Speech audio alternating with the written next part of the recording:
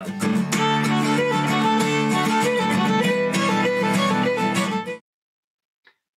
Gaeilge, Niall o Bitesize Irish in seo, agus tá Seachtain na Gaeilge faoi Lanshaw Linish.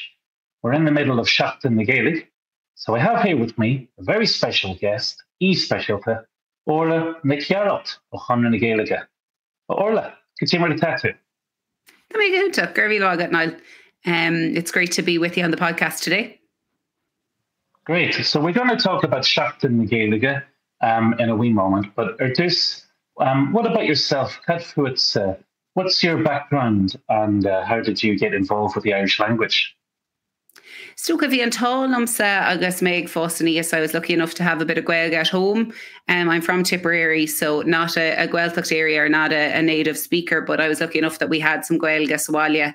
I didn't go to a Gael school or a Gael Colosh. I got my education through the medium of English, but I always was really interested in the language. And then I went on to UCD and I studied Gaeilge agus Germánish.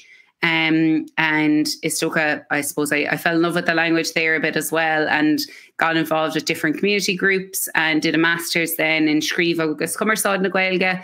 Thosig mé gimmert leis na Gaeilge. I started playing GA through Gaeilge. And I suppose meeting a lot of people that worked in the Irish language sector and worked with different Irish language groups. And my dream job of Agabedish. I'm lucky enough to work with Seachtain na Gaeilge Energy, the festival, the largest festival in the world promoting the Irish language. So I have a dream job that I get to work every day promoting the language, and no 2 days are the same, which is great. Fantastic. So Seachtain na Gaeilge Energy, is it right to say that it's part of Conradh na Gaeilge, that the festival is run by Conradh na Gaeilge itself?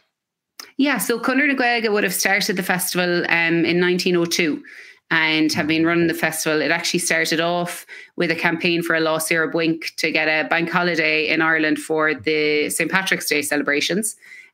So it's been going along since then. I suppose it's had different highs and lows over the years, but over the last number of years, I've been working on it now. This is my 9th festival. And we're lucky enough to have Energy as title sponsor since 2017 as well. But the team, there's 3 of us that work on the festival and we're employed by Conradh na Gaeilge. And for anyone overseas, perhaps, who doesn't really know much about Conradh na Gaeilge, could you tell us a bit about Conradh? Yeah, so Conradh na Gaeilge was founded in Uchtag in 1893 by Douglas Tahida agus Cúpla Duine Ella. And the big thing about Conradh na Gaeilge is the branches that we have. We have branches all over the world that promote the Irish language. I know you yourself were very involved in the one in London. That's a really strong branch that has been, I suppose, reformed over the last number of years. I suppose a long time ago, Michael Collins was the Kish store. He was the treasurer of that branch.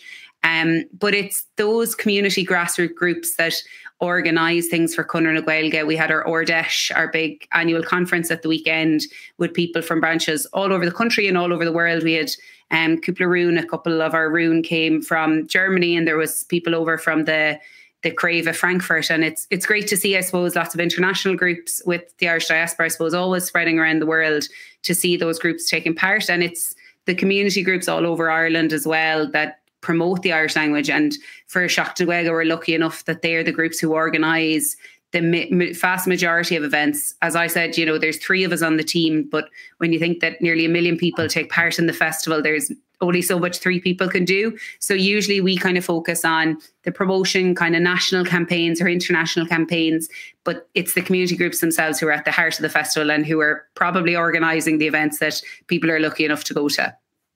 So it's not just the 3 of you going around the world putting on shows for people. No, I wish it was, but no, we have like a couple, I suppose, of core events that we work on. And especially this year in Belfast, we've been lucky enough to get support from the Belfast City Council. So we have a big programme of events that we're running in conjunction with Féile an Airg in Belfast. But I suppose we kind of focus on making sure we have law there. We have handbooks for different groups and schools. So we have your sample Trána Gceist. If anybody is listening, there's still a couple of days left in the festival. And if you want to take part, we have sample Trána Gceist, sample quizzes online, different kind of worksheets as well. If you're with a youth club, or, even if you're Sáile and you want to do some Dahoo stock, some colouring in, we have resources like that available on the website. And that's, I suppose, the main part that we, the full-time team, work on.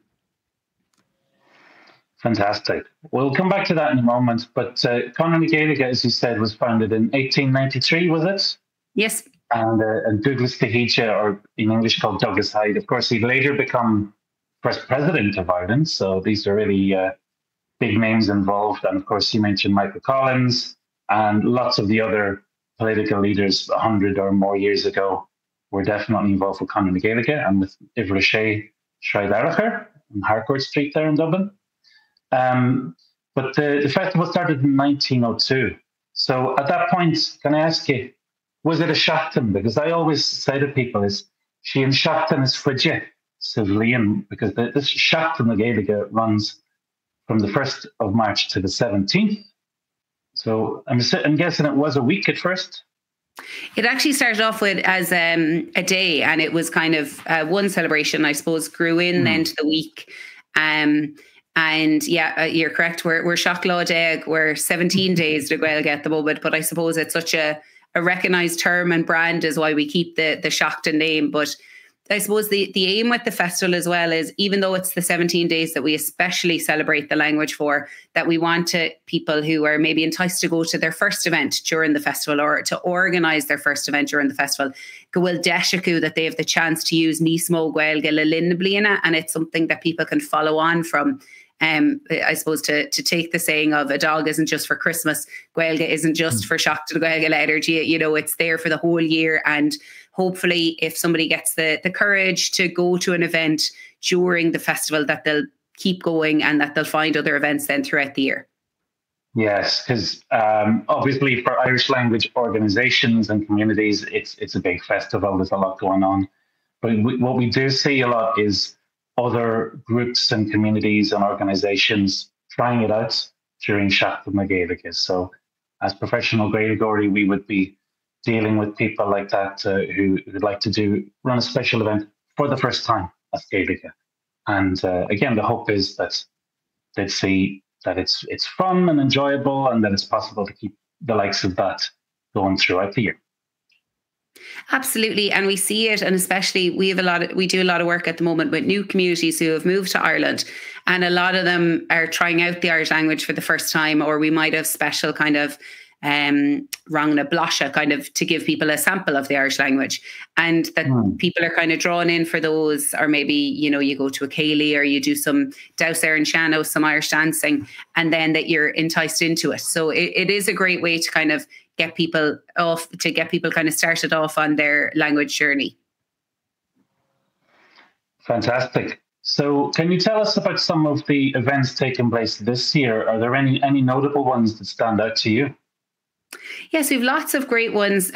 Lots of more yoga and Pilates as Gaeilge than I've seen over the last number of years. So lots of lovely wellness, like a slánta events. We had a comedy night in Dublin last Thursday called Gaeilgeoirí, and that'll be on in Belfast this Thursday, the 13th of March. So that's a stand-up. We have Fuirseoirí, or comedians le Gaeilge. It'll be fully as Gaeilge Mel Fershta, and Cian Amalia Clea was da Hangach. It was kind of bilingual, and we had the ambassadors of the festival taking part in it as well. So they're kind of some fun events.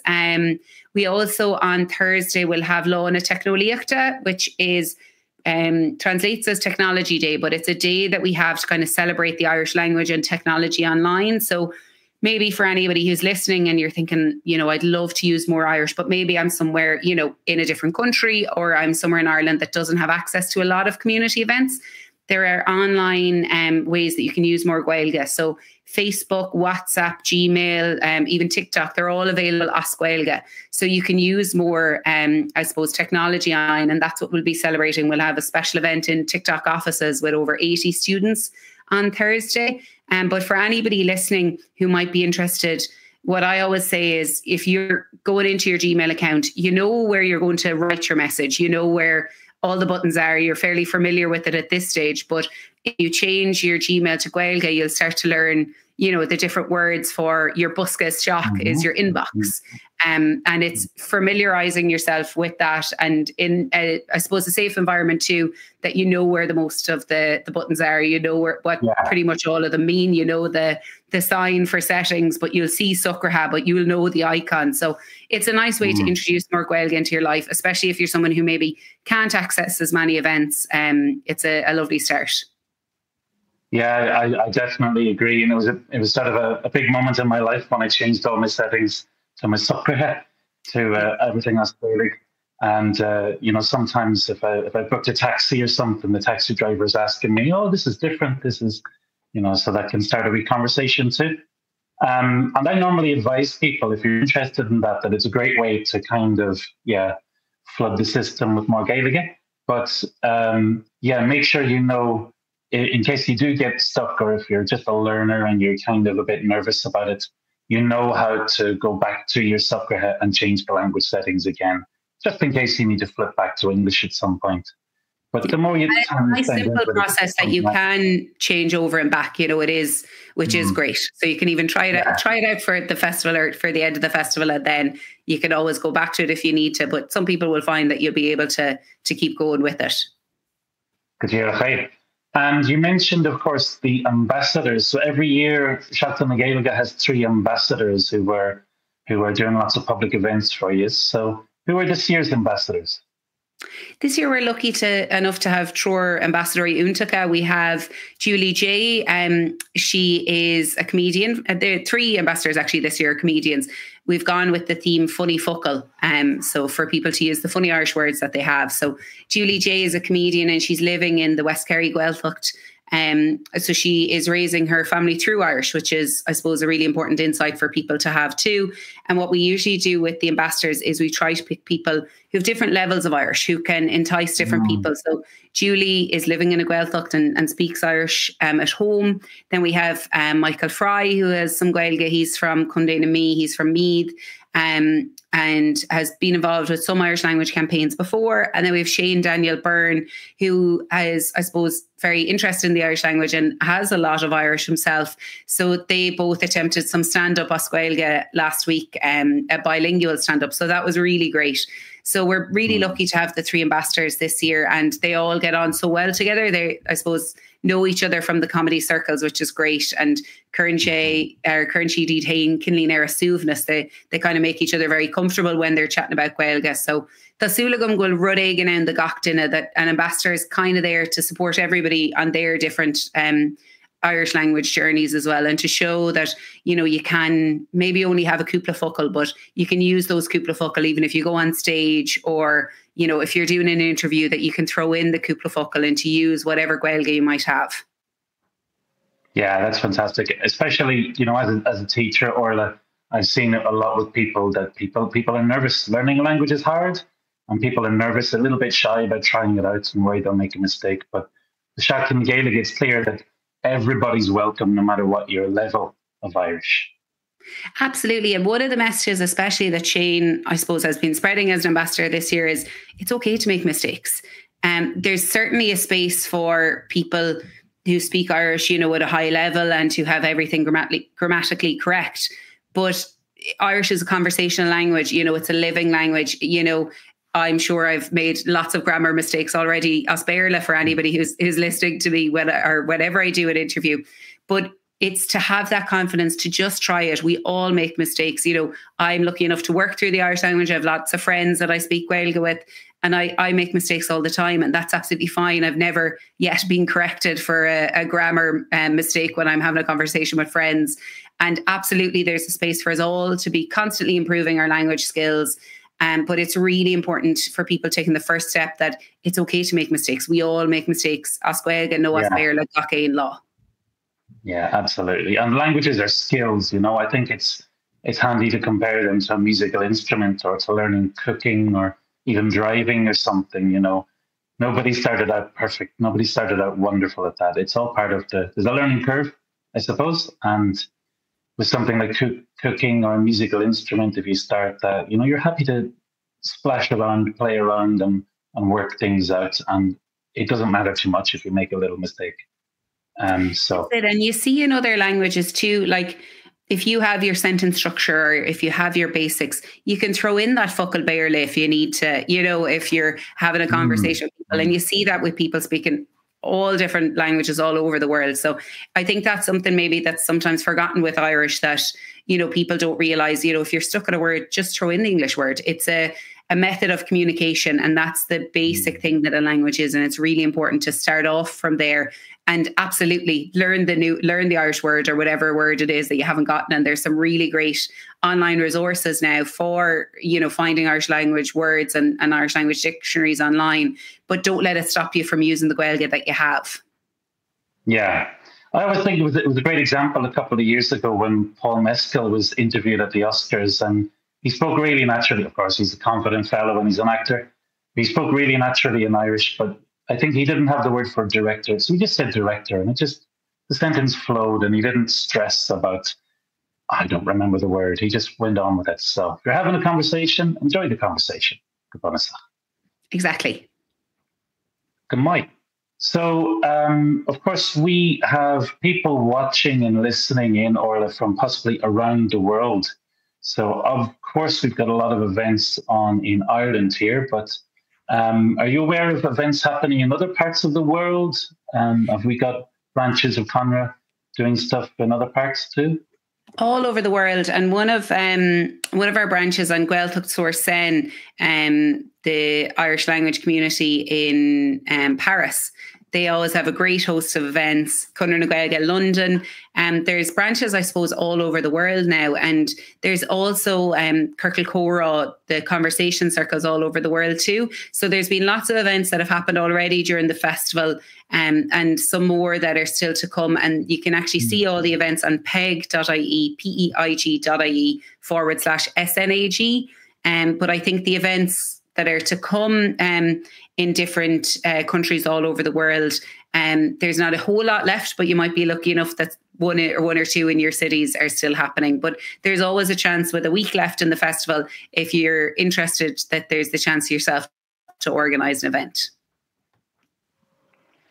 Fantastic. And I'll just put that link up on the screen for us there. So peig.ie /SNAG, snug, Seachtain na Gaeilge. And there are, of course, branches of Conradh around the world too. So for our listeners and viewers and our Bitesize Irish members in Australia, New Zealand, and North America and Europe and other parts too, possibly, I'm sure you'd advise looking up the nearest branch of Conradh to wherever they are. Absolutely. You mentioned New Zealand there, and there's a really brilliant group in New Zealand. And of course, with New Zealand being split between the two islands, a lot of people are spread out geographically, but they do a lot of stuff online, bringing their members together too. So even if you're in a more remote area, maybe you're not in a city, there's still lots of opportunities. And then in cities, we'll say, for example, in New York, I think there's 3 branches of Conradh na Gaeilge. So lots of different options, no matter where you are in New York. But for somebody who might be living on the outskirts or maybe in a more rural area, there's still ways to be part of your local branch. And as I say, Conradh na Gaeilge, Sa Nua-Héileann Táisíocht Ghearailt, they're a really great group and really inclusive group that have members from all over the 2 islands. Yes, I've seen them a lot. I've met 1 or 2 of the members too. So I suppose it would stand to reason those big cities like New York with a lot of Irish population and maybe Sydney and places like that are going to have a branch. But if you are more remote, online is the way to do it too. There's also loads of options there. So and there's also, sorry, Niall, I'll cut across you just briefly there. There's also a Desheva and Marvowlaner. We also have individual members. If people are interested in that, maybe if you don't have a branch, maybe you're in a remote country or you don't have a branch in your country, there's the option to be Marvowlaner, to be an individual member, or there are some branches like the Líonra Alumni is a branch of Conradh na Gaeilge that has people from all over the world who are members. So it's people who have maybe been part of a Cumann Gaelach, an Irish language society before, and they want to reconnect with a group. So the Líonra Alumni is mostly based Lína. So there's lots of different options if people are interested. Fantastic. Well, thank you so much. Orla. Ta hasclub ugging is a hashtag SNG no snag frihikuig. So you'll see that if you're posting online these days, and if you want to post yourself, do use that one. And of course, we have, you can find any other events at peg.ie/snag as well. So Orla, good mille maigad as availin in you. Thank you so much for chatting to us about Seachtain Gaeilge and all the work you do. Good mille maigad. Gur mille maigad hain agus gur mille maigad ver fad as octéisteach lid in Jov. So Gaeilge, you heard it here. Check out Seachtain Gaeilge. And of course, Bitesize Irish have our own events and memberships going on. So check out the links below to continue your Irish learning journey. Slán.